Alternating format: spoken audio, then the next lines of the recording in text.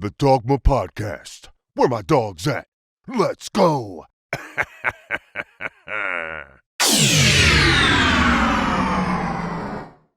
Today's topic is a new constitution and inclusive makeover. We have with us Dr. Adrienne Jones. Dr. Jones is an associate professor of political science at Morehouse College. Is that correct, Dr. Jones? It is not. I'm an assistant professor. Assistant professor. What did I say? Associate. Associate. I do apologize. That's okay. Um, You're elevating me. I am. Maybe I'm speaking into existence. How about that? Excellent. I'm all for it. Okay. The reason that this title has come about, Dr. Jones, and the reason that we've asked you, did you want to participate, is because this in the political circles is a big deal these days.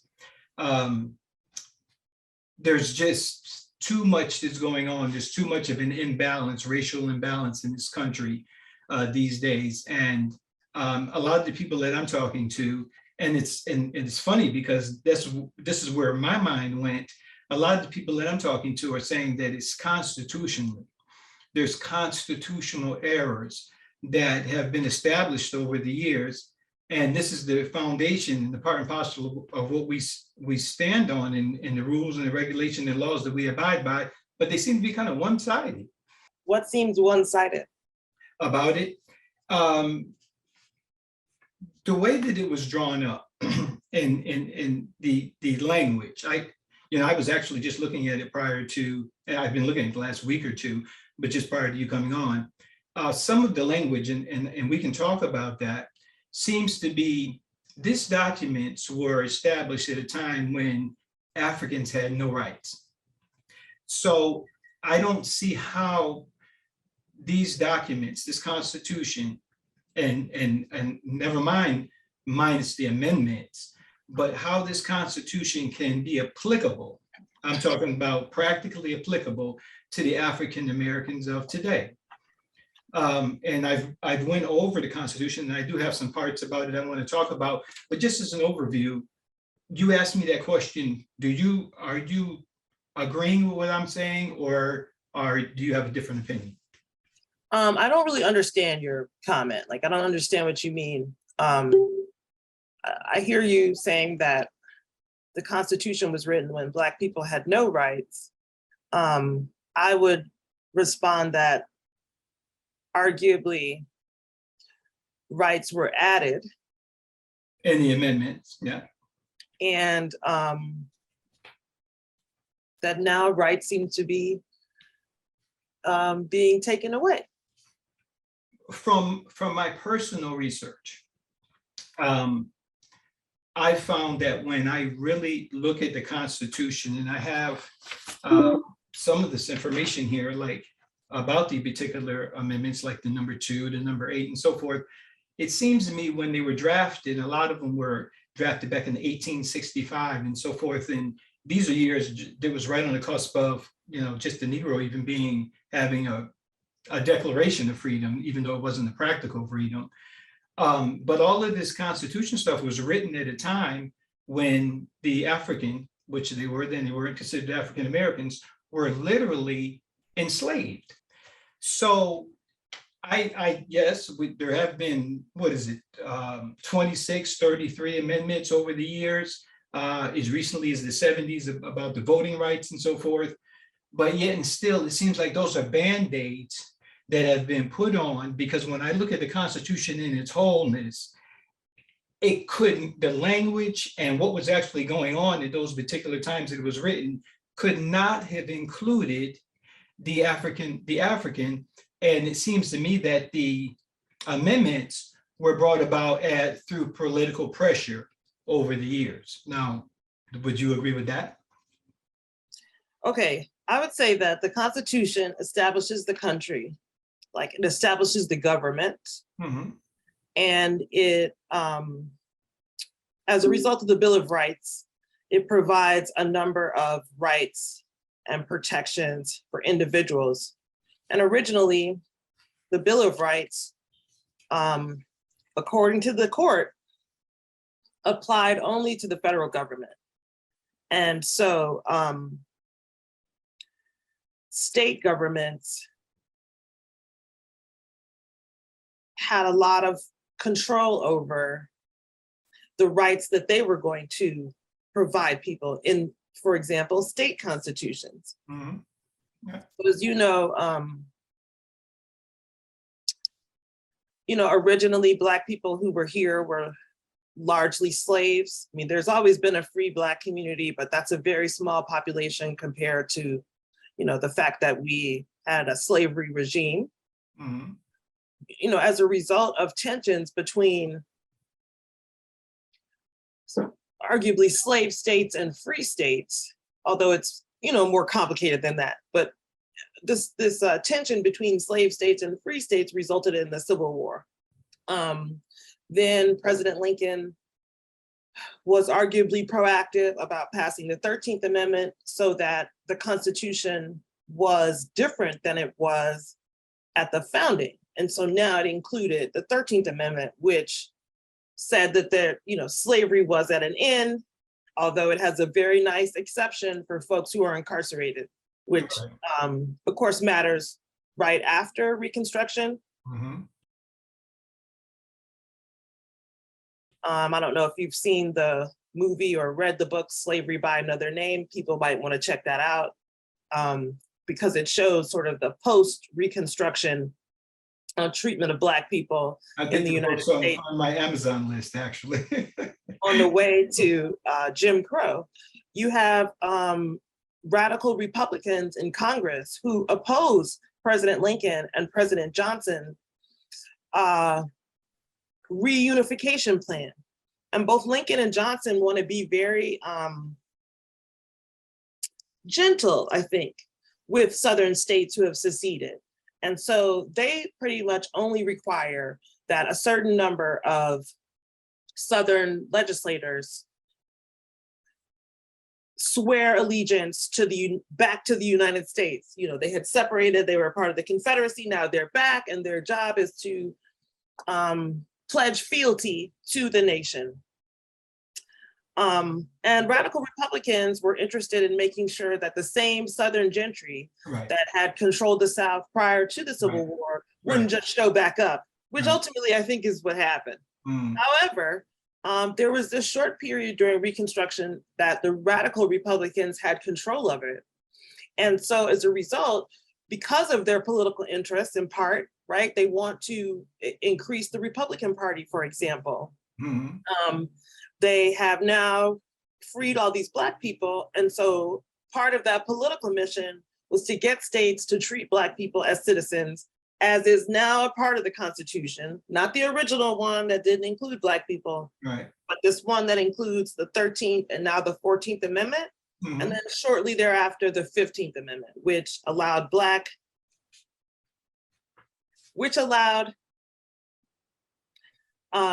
which required that voting not be limited by race, So in the state of Georgia, for example, when they first rewrote the Constitution and affirmed the 14th Amendment, which they were very resistant about doing, as soon as the deal was done, on a bipartisan basis, so this is Republicans who are considered by Black people during this period to be more pro-Black than Democrats, because this is, 100 years ago. So on a bipartisan basis in the Georgia legislature, they kicked out all the identifiable Black legislators and subsequently were re-ejected from the Union. And so that they had to invite those folks back. They had to do their Constitution, and they had to affirm the 14th and 15th Amendment. So I can see, for example, to your original point, how can I explain this? Okay, so remember when we're talking about this abortion law that overturns Dobbs, and in Dobbs, what the court is ultimately saying is that the Constitution doesn't include abortion, and so we can't enforce it. So, I mean, you could make an argument that the Constitution didn't include Black people at the beginning, so we can't include them. I can take that position, but it's based off of facts that we didn't have during the time that the Constitution was written. We did not have any rights whatsoever. We were property, bought and sold. So those laws and mandates that they were making as a governance to how the city would be run, what did not include us. We were not included in that mindset when these things, until this Bill of Rights, and what I was saying initially is that I believe political pressure from Frederick Douglass and other people throughout the years, Martin Luther King, of course, and so forth and so on, have caused these amendments. Because when you look at the timelines, you can almost see it. You can see what was going on in the time of the country, and all of a sudden there's an amendment. But what I'm saying is, in our lesson here, and I think you're agreeing with me, but in some regard, I think you hold maybe a different position. I don't have a lot of confidence in the Constitution of the United States. If we would take the time to read it, and then we would look at the history of this particular country, we can clearly see that this was not something that was drawn up with the Black man in mind. Would you agree to that? Where you went was the amendments. And I get it. The First Amendment I have here in my notes, the session was held in 1789, and then the 10 amendments were ratified as the Bill of Rights. So I get that, but when I look at the Second Amendment and so forth, let me give you an example of what I'm talking about. The Second Amendment is a foundation for I think is a foundation for the justification of easy access to firearms. That's what everybody sits on that wants to bear and have gugobs of firearms, the Second Amendment. I don't believe that the Second Amendment is in the best interest of this country, whether it be white or Black or any other nationality or race. I just don't believe that. So what I'm saying is that shows the fallacy of it.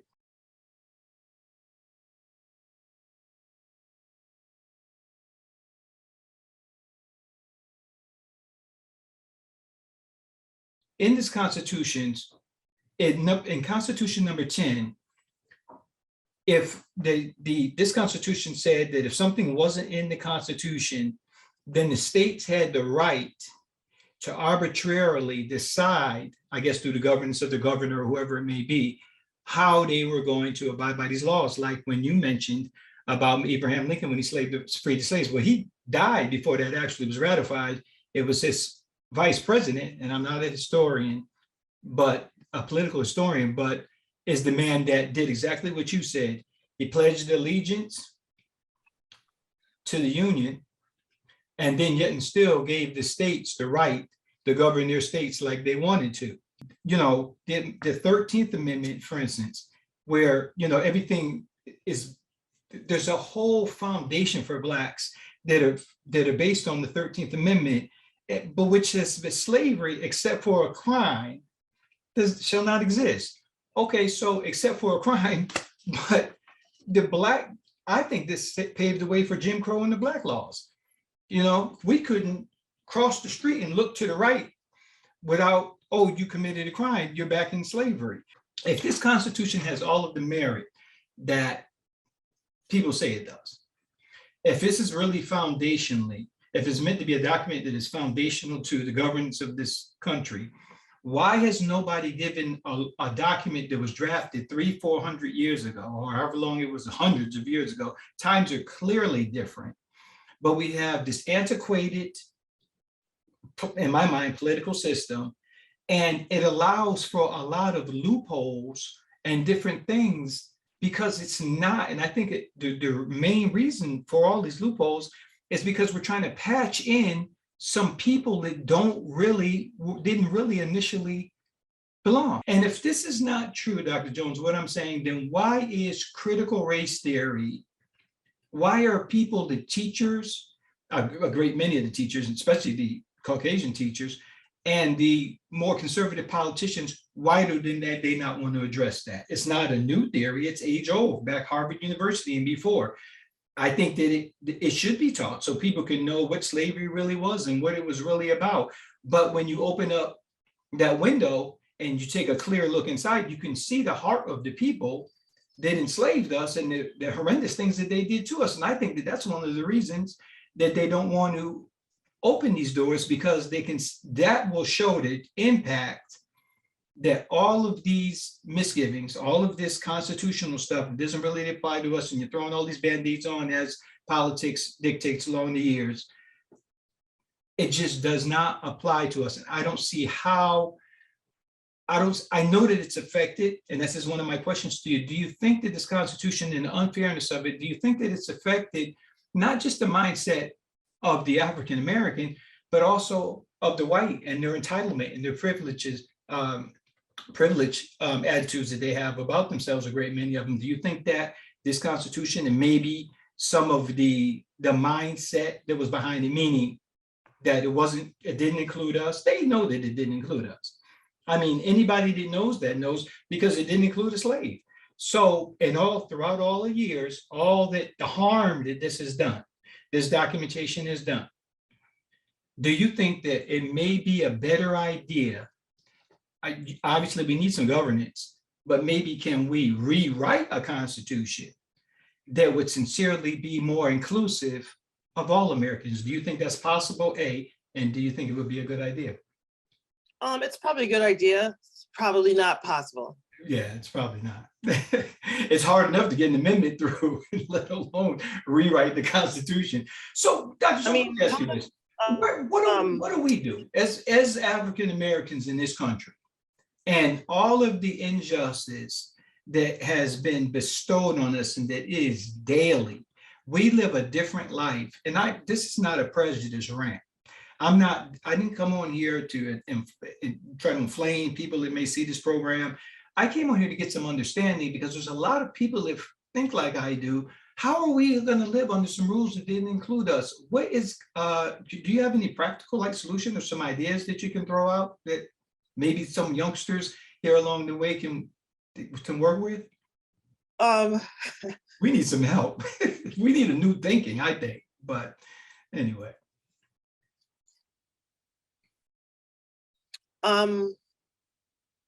Yeah, I don't know that the situation is going to be fixed, right? I mean, when the Constitution did not include Black people initially, or as I was talking about, when the Constitution has been interpreted not to include Black people or not to protect them, we end up with a regime that does not protect Black people. And we've had that as a historical reality. And it definitely feels like we are about to be in the same kind of position. That we're regressing, so to speak. Is that what you're saying? You can call it regressing. I'm saying we're going back. We are having a similar period that may look like Jim Crow. When the amendment that talks about how people are, everybody's free except when you break a crime, even to this day, I mean, anybody that's looking knows that we're judged differently. I remember my mom when I was growing up, and from the time I was really young, and you probably had the same conversation. My mom told me we're judged differently. You have to be better. The history of this country, I can see why she said that. And so I wonder, at what point do we come to the realization that what we're doing is not working, and so that we can come together and figure out what will? I mean, it can't be done unless there's some sincerity and, you know, some reconciliation and things like that that are brought about. But that's what I'm pointing at. It's because even now to this day, some of these amendments are being misinterpreted for people's purposes, like the Second Amendment, for instance. Hey guys, if you think this podcast is going to add value to your life, then we invite you to subscribe on YouTube and to like us on Facebook. Follow the links below to get connected. Where my dog's at. Let's go. What do you think? Because you've talked to many people and much more intelligent than myself. What do you think that this country, Black America, and anybody else that wanted to partake of anything that's right, civil rights, what do you think that we could possibly do that would help the situation along some? Because I do believe that we're going back. I think that people could inform themselves. So we're talking about a slavery by another name. people definitely should check out Michelle Alexander's new Jim Crow in terms of the mass incarceration issue. I think that people should probably look at Charles Blow's recent graph where he talks about folks strategically moving, for example, to the South, so that the state of Georgia, for example, to impact the electorate here, such that you get better outcomes if you have more people, in more, in closer areas, right? Mm-hmm. People need to vote, even if they think that it's a waste of time, frankly, because I'm gonna tell you that like in a few minutes, you're not gonna have the option at all. Mm. And to my point about the Charles Blow thing, I'm so sorry about my phone. But yes, I mean, people are gonna have to become involved. And so not only do we have problematic elections right now, but we also have extremely low turnout, right? So it's a very few number of voters making decisions. And then those decisions are also influenced by big money corporations and unions and institutions that have more money and influence over politicians than the average person. And so, it's the kind of environment where people need to get out here. You need, and in terms of your local government, like you need to be on that school board where it's going crazy. You need to be at the city council and understand who those people are. You need to know who's judging in your area and not be in the ballot box on some like, I don't even know these people, which is very easy because, who knows the judges, people who are running for judge in their area. I don't think also that we know enough about what the positions do. Like, do you know what lieutenant governor does in your state or what the secretary of state is responsible for in your state? It's usually not just elections. The coroner, for example, I mean, these are things that I'm pretty new to too. Now, this sounds like it's not about Black people, but Black people in the United States are living in environmentally challenged areas, right? I used to live in Harlem, and what was across the street? Not visible, but the garbage dump. Why is the garbage dump up here? Because all the folks live up here, right? So I'm saying all of these issues, abortion too. I mean, we know that Black people need access to abortion, Black women, Black families. I also urge you to understand that abortion is not a female issue. It is a family community issue that impacts everyone. If you are a brother who thinks that abortion has nothing to do with you, hold your breath because you're gonna find out. Sister, your girlfriend, your wife, your mother, the person at work, people you care about, it's gonna impact you. So I guess I don't have any grand ideas that I think, will wow your audience. But I do want to encourage people that it seems really bad because it is, and it's time for you to go outside and start talking to other people, participating, particularly in local government. I mean, who the president is matters. Who's on the Supreme Court obviously can have a huge impact. But I'll tell you what really matters is who's running your state, who's running your city, who's sending people to jail in your town. So you don't have to go to DC to become more involved in the way that I'm talking about. You can start right there in your local neighborhood. Start right in your own neighborhood where how the school board works impacts you really directly. Whether or not people are getting shot by the police every day impacts you, right? Right. I mean, so who's the governor? Yes, that's very important. I'm down here in Georgia. We're looking at a Brian Kemp, Stacey Abrams matchup for the second time. You can imagine that a lot of people here are interested in having some new leadership. However, it's your job to get out here and make sure that you are coming up with ideas for your locality. You are participating in the ways that are available to participate. Because if we turn into a fascist nation where the new Ku Klux Klan, is regulating the elections, and we know that fascist organizations are on the rise. They marched on Monday in Boston. In Boston, there was a march, and I was on vacation too, so I missed it. But there was a march during the 4th of July holiday of, right-wing groups like, I'm going to get the names wrong of the specific ones that were in Boston, but think Proud Boys, right? Mm-hmm. So these kinds of organizations, again, please do not rely, please, take a look at the news coverage about what happened on Monday so that you can see what the specific groups are. And everyone also needs to understand that part of the problem here is that the demographic of the United States is changing, and it is frightening white people because they consider the Constitution to be a white government for a white country. Oh, thank you. And so like I was saying initially. Right, go ahead. And so the prospect that white people will no longer be the majority, it has them shook. Yes, and that's one of the reasons why, no, well, I'll say that before I lose my train of thought. That's the problem. That's one of the reasons why there's so much concern, I believe, with the Mexican border. Now, don't get me wrong. I believe, like anybody else, that if you come to this country, you should come and your paperwork and documentation should be right. But I also understand people that live in countries that are oppressed and they can't get ahead. They're not just oppressed, they're oppressed in their country in part because of politics that involve the United States.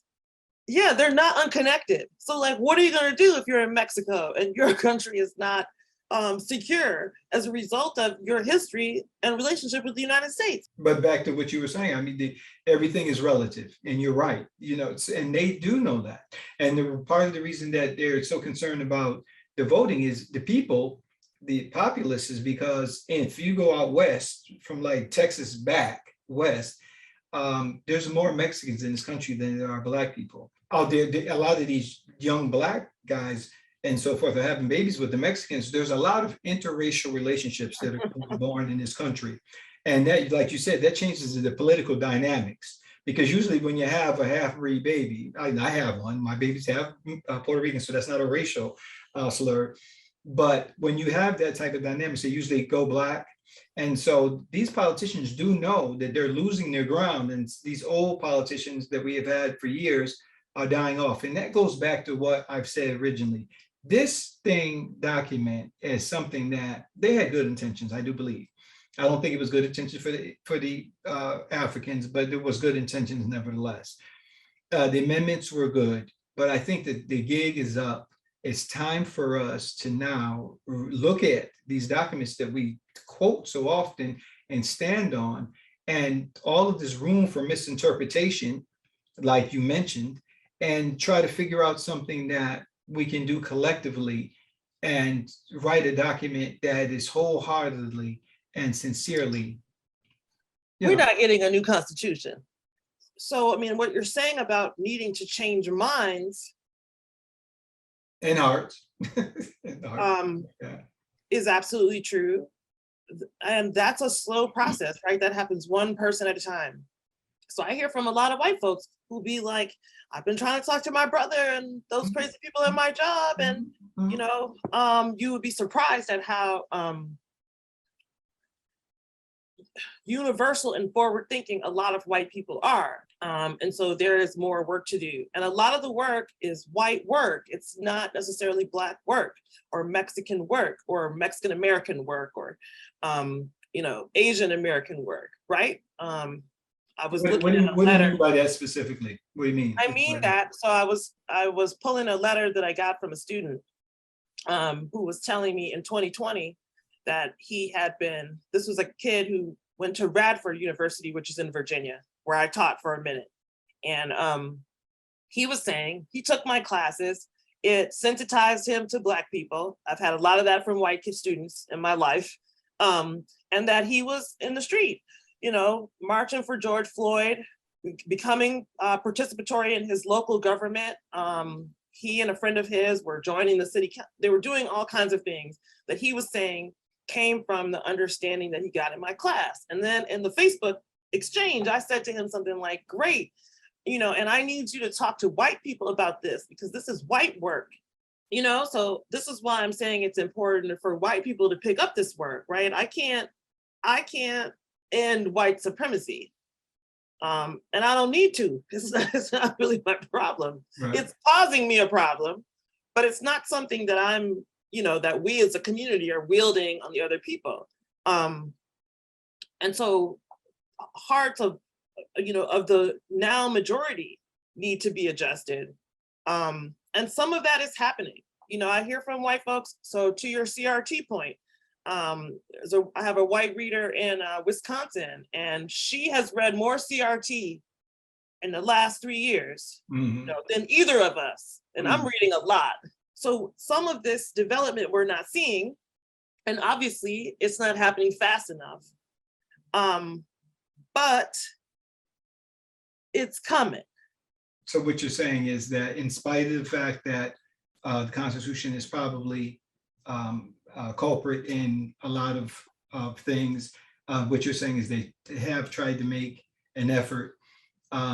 Some of it's been misinterpreted and pinball off into something that it wasn't designed to be.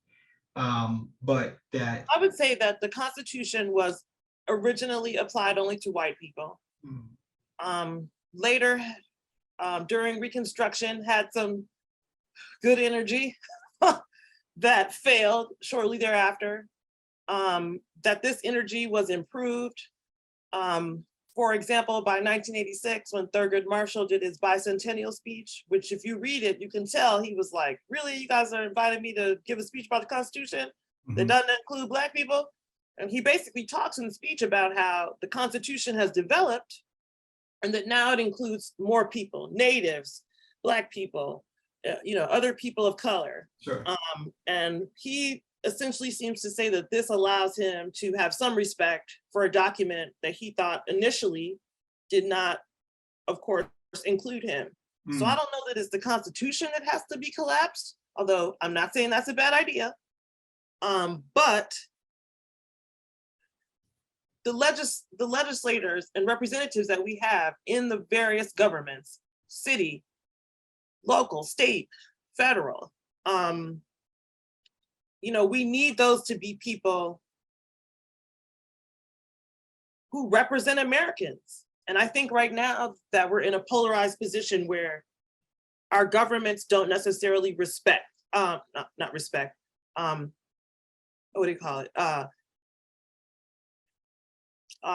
Represent everyone. I hate to say this, but I'm realizing that with these, the rise of these fascist groups and like some of the shooting and the stuff that we've seen recently, including this march that I'm telling you about from Monday,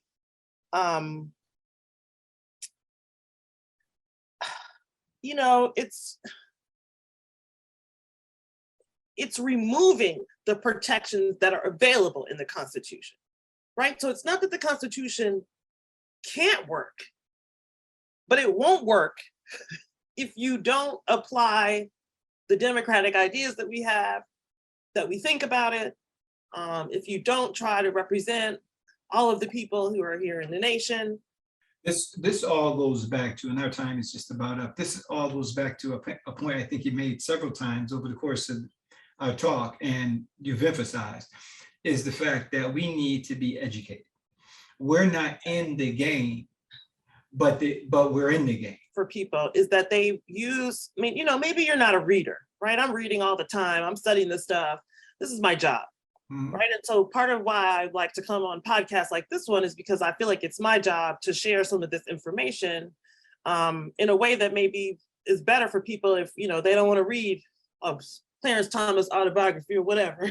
But I'm begging you to find some podcast or some news that you can listen to quickly on the day-to-day, right? I'm not always in agreement with the tone of, for example, the New York Times, but I listen to a lot of their podcasts, which tend to be pretty short, not because I don't feel like they're they don't have problems with racism and other issues, but at least I'm getting the information. Let me say this though. So for our people specifically, and I think you and I are 100% in agreement that we need to be educated, and part of our problem is we just don't care. And I'm not going to ask you, not all of us, I'm saying a lot of our younger people and so forth, and I'm not going to go into the whys of that because that's a whole nother topic. But to agree with Dr. Jones, I'm just saying for the viewers, the listeners, I agree wholeheartedly. There needs to be some engagement. We cry all the time. I hear people constantly complaining about what doesn't exist and what's not fair and what's not right. But when you start a political conversation with them, they shy away from it. They have no interest, true interest in the mechanics of politics, just the end result. And it doesn't work like that. Our time is up, but I'm really thankful that you reached out to me, Dr. Jones, because I know your take is a little cerebral because you're so smart.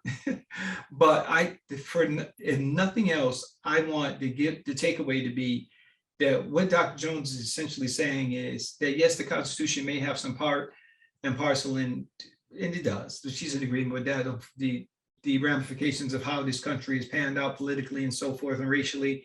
But there's things that we can do, and it's one person at a time, and that's where we need to be. I just want to say this last thing. If you don't vote, you can't complain. You need to vote, because if you vote and I vote and John Doe votes and everybody votes, the strength is in the numbers. And then, not that the wholehearted answer is in politicians, but at least you've done your due diligence and done your civil duty in your local, state, town, and government, or whatever it may be. I just want to say that I think that people are actually interested, but I think you got to find a way to get in, right? So I became a political scientist. I didn't listen to politics every day before I started doing this, but like for a Georgian, maybe Stacey Abrams lights you up. And so like now you start paying attention to the gubernatorial race, so then that can help you sort of expand. So I would urge people to pick something like that. Like, is it a city council or a school board crazy thing happening, or someone got shot by the police? Like, get in there, so that once you start listening to that information and those updates, it just sort of starts to expand. And then you become more interested naturally. Listen, I come from, criminal background. Basically 8th grade was my last formal education. Did almost all my 20s in prison, and I went to college on a GED, and it's doable, and it's all about personal constitution. And I agree with Dr. Jones. We have to find a way to get in. And I did exactly what you're saying, actually. Stacey Abrams, I didn't know anything about her prior to that. I became concerned about and interested in the gubernatorial race because of her. I became interested in golf because of Tiger Woods. It's not political, but you understand what I'm saying. No, so you find a way to get in. And that's what you're saying. Find a way, something to interest you to get in. And based upon your story, what you're saying, like, recognize, like, you don't have to be, college educated to be educated. Like, I'm not talking about go to school. You got to do a bunch of stuff, take a bunch of classes. That probably terrible. No, just, light listening, light reading, based upon your capacity. That's enough. And that'll get you going. Absolutely. You don't have to be as good as the smartest person you think is, and that person might not be that smart who you're comparing yourself to. So like, let's not waste a lot of time with like, who's smarter than me? You don't got to be the smartest.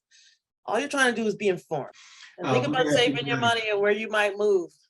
Do what? Oh yeah, you were talking about the saving your money. So you're saying that we should move to certain states so we can bolster their the certain states. Yeah, there's a certain states thing, but I'm saying if we need to leave here, okay, you need to start thinking about where you might go. We need an exit plan. Because there are some other nations out here, and especially for folks who are financially challenged. You got to get there, but people do well in a lot of these other nations on modest budgets from, if they're from the US, because, it's cheaper to live some places than it is here. So it might be a heavy lift for you to decide that you're going to move your family, out of the nation. There's ways to do that. And even folks on slim budgets can figure something out. Duly noted. So get in where you can fit in is what I'm hearing, and to make a better way for yourself. Dr. Jones, listen, I wholeheartedly thank you for coming on. I know you're busy and just got off of vacation, but thank you for your insight, and I believe it's going to go a long way. Thank you very much.